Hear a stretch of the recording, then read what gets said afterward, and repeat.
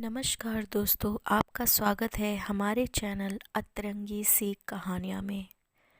आज हम आपको सुनाने जा रहे हैं भगवान श्री सत्यनारायण की कथा, जिसके 5 अध्याय हैं। आप सभी अध्यायों को कृपया ज़रूर सुनिएगा, जिसमें से आज प्रथम अध्याय है। अगर आपको यह कथा अच्छी लगती है तो प्लीज़ इसे लाइक एंड शेयर कीजिएगा और हमारे चैनल को सब्सक्राइब ज़रूर कीजिएगा। चलिए बढ़ते हैं हम कथा की ओर। सनातन धर्म से जुड़ा शायद ही कोई ऐसा व्यक्ति होगा जिसने श्री सत्यनारायण कथा का नाम नहीं सुना होगा। इस कथा को सुनने का फल हजारों सालों तक किए गए यज्ञ के बराबर माना जाता है। शास्त्रों के मुताबिक ऐसा माना गया है कि इस कथा को सुनने वाला व्यक्ति अगर व्रत रखता है तो उसके जीवन के दुखों को श्री हरि विष्णु खुद ही हर लेते हैं। स्कंद पुराण के मुताबिक भगवान सत्यनारायण श्री हरि विष्णु का ही दूसरा रूप है। इस कथा की महिमा को भगवान ने अपने मुख से देवऋषि नारद को बताया है। पूर्णिमा के दिन इस कथा को सुनने का विशेष महत्व है। कलयुग में इस व्रत कथा को सुनना बहुत प्रभावशाली माना गया है।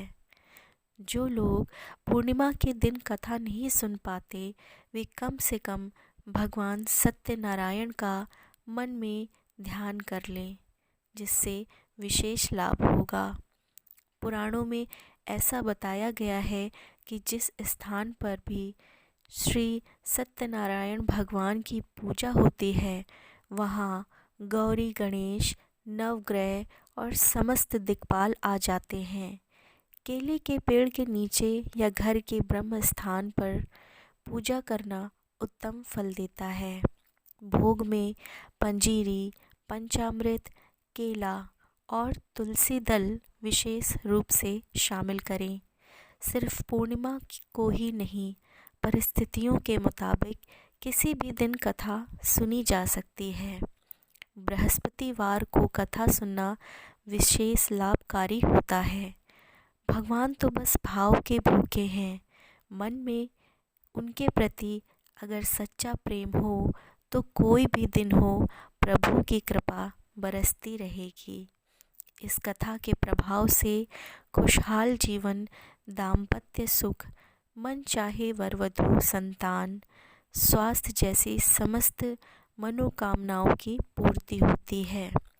अगर पैसों से जुड़ी कोई समस्या है तो ये कथा किसी संजीवनी से कम नहीं है।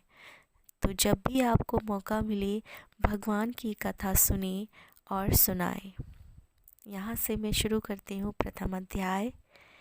एक समय की बात है, नैमिषारण्य तीर्थ में शौनकादि 88,000 ऋषियों ने श्री सूत जी से पूछा, हे प्रभु, इस कलयुग में वेद विद्या रहित मनुष्यों को प्रभु भक्ति किस प्रकार मिल सकती है तथा उनका उद्धार कैसे होगा।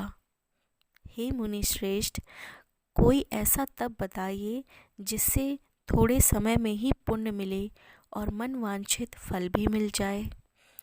इस प्रकार की कथा सुनने की हम इच्छा रखते हैं। सर्वशास्त्रों के ज्ञाता सूत जी बोले, हे वैष्णवों में पूज्य, आप सभी ने प्राणियों के हित की बात पूछी है, इसलिए मैं एक ऐसे श्रेष्ठ व्रत को आप लोगों को बताऊंगा जिसे नारद जी ने लक्ष्मी नारायण जी से पूछा था और लक्ष्मीपति ने मुनि श्रेष्ठ नारद जी से कहा था। आप सब इसे ध्यान से सुनिए। एक समय की बात है, योगी राज नारद जी दूसरों के हित की इच्छा के लिए अनेकों लोकों में घूमते हुए मृत्यु लोक में आ पहुँचे। यहाँ उन्होंने अनेक योनियों में जन्मे प्रायः सभी मनुष्यों को अपने कर्मों द्वारा अनेकों दुखों से पीड़ित देखा। उनका दुख देख नारद जी सोचने लगे कि कैसा यत्न किया जाए जिसके करने से निश्चित रूप से मानव के दुखों का अंत हो जाए। इसी विचार पर मनन करते हुए वह विष्णु लोक में गए। वहाँ वह देवों के ईश नारायण की स्तुति करने लगे, जिनके हाथों में शंख, चक्र, गदा और पद्म थे, गले में वरमाला पहने हुए थे। स्तुति करते हुए नारद जी बोले, हे भगवान, आप अत्यंत शक्ति से संपन्न हैं। मन तथा वाणी भी आपको नहीं पा सकती। आपका आदि, मध्य तथा अंत नहीं है। निर्गुण स्वरूप सृष्टि के कारण भक्तों के दुख को दूर करने वाले हैं। आपको मेरा नमस्कार है। नारद जी की स्तुति सुन विष्णु भगवान बोले, हे मुनिश्रेष्ठ, आपके मन में क्या बात है? आप किस लिए पधारे हैं, उसे निसंकोच कहिए। इस पर नारद मुनि बोले कि मृत्युलोक में अनेक योनियों में जन्मे मनुष्य अपने कर्मों के द्वारा अनेकों दुखी से दुख हो रहे हैं। नाथ, आप मुझ पर दया रखते हैं तो बताइए कि वो मनुष्य थोड़े से ही प्रयास से अपने दुखों से कैसे छुटकारा पा सकते हैं। श्री हरि बोले, हे नारद, मनुष्यों की भलाई के लिए तुमने बहुत अच्छी बात पूछी है, जिसके करने से मनुष्य मोह से छूट जाता है। वह बात मैं कहता हूँ, उसे सुनो। स्वर्गलोक व मृत्युलोक दोनों में एक दुर्लभ उत्तम व्रत है जो पुण्य देने वाला है। आज प्रेमवश होकर मैं उसे तुमसे कहता हूँ। श्री सत्यनारायण भगवान का यह व्रत अच्छी तरह विधान पूर्वक करके मनुष्य तुरंत ही यहाँ सुख भोग कर मरने पर मोक्ष पाता है। श्री हरि के वचन सुन नारद जी बोले कि उस व्रत का फल क्या है और उसका विधान क्या है। यह व्रत किसने किया था, इस व्रत को किस दिन करना चाहिए, सभी कुछ विस्तार से बताएं। नारद की बात सुनकर श्री हरि बोले, दुख व शोक को दूर करने वाला यह सभी स्थानों पर विजय दिलाने वाला है। मानव को भक्ति व श्रद्धा के साथ शाम को श्री सत्यनारायण की पूजा धर्मपरायण होकर ब्राह्मणों व बंधुओं के साथ करने चाहिए। भक्तिभाव से ही नैवेद्य, केले का फल, घी, दूध और गेहूं के आटे का सवाया ले।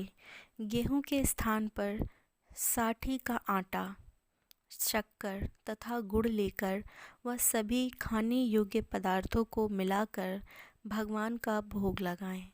ब्राह्मणों सहित बंधु बांधवों को भी भोजन कराएं। उसके बाद स्वयं भोजन करें। भजन कीर्तन के साथ भगवान की भक्ति में लीन हो जाएं। इस तरह से सत्यनारायण भगवान का यह व्रत करने पर मनुष्य की सारी इच्छाएं निश्चित रूप से पूरी होती हैं। इस कलिकाल अर्थात कलयुग में मृत्युलोक में मोक्ष का यही एक सरल उपाय बताया गया है। इति श्री सत्यनारायण व्रत कथा का प्रथम अध्याय संपूर्ण। श्रीमन नारायण नारायण नारायण, भजमन नारायण नारायण नारायण। तो दोस्तों, ये था प्रथम अध्याय। आगे के अध्याय के लिए आप ज़रूर सुनें इस कथा को। तब तक के लिए धन्यवाद। और हाँ, अगर आपको ये कथा अच्छी लगी हो तो प्लीज़ हमारे चैनल को सब्सक्राइब ज़रूर कीजिएगा। धन्यवाद दोस्तों।